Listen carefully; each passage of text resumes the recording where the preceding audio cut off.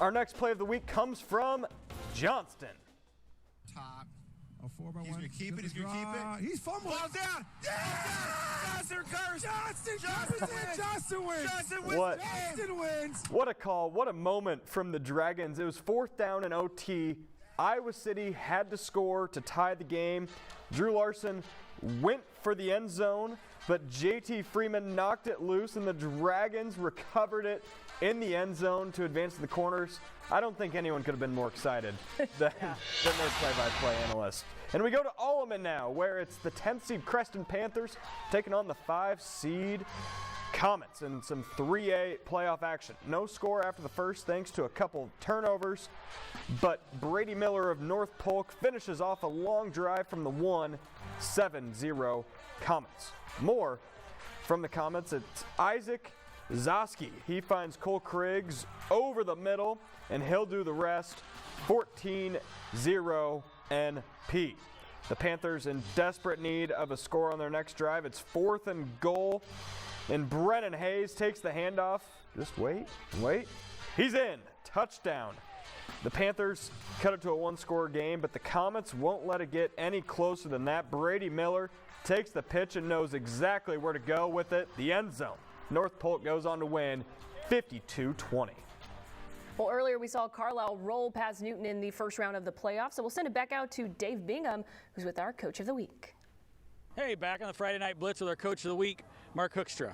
Coach, this is a good football team. It's a lot of fun. It's interesting. You played a really good team tonight. You guys have similar things going on, but you kids are tough up front. Talk to us a little bit about what's special about this team. We talked about it when we first started the season. It was like they really care about each other and they really care about the game. It means a lot to them, so they put a lot of time into it. They work hard at it.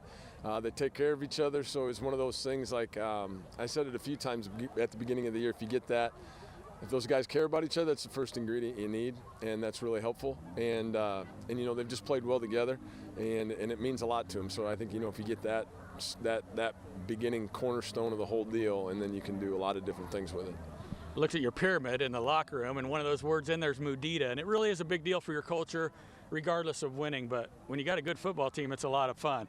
What do you think going into next week? You got that chance to scrap yourself back, and they don't sound like they got Liberty, and you have to probably go there. Yeah, we do. What do you think about that? What's that mean to have that opportunity to get back?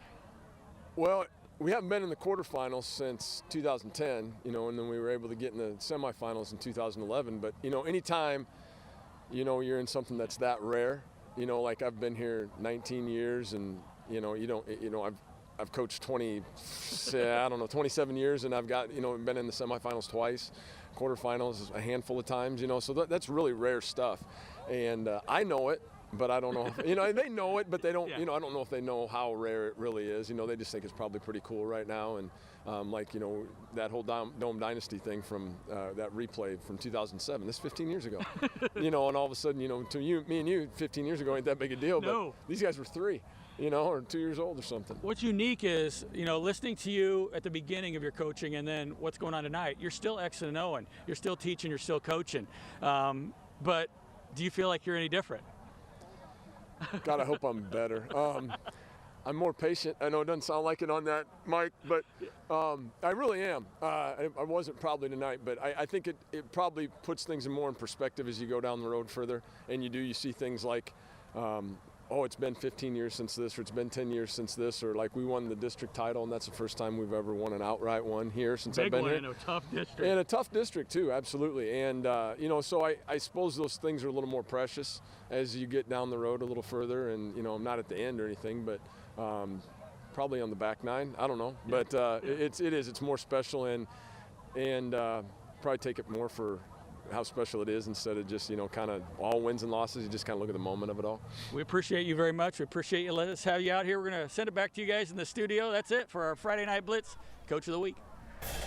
Well, there's still plenty more to come here on Friday Night Blitz, and after the break, we'll wrap up our highlights with the Class 1A and 2A matchups as they kick off the second round of the playoffs.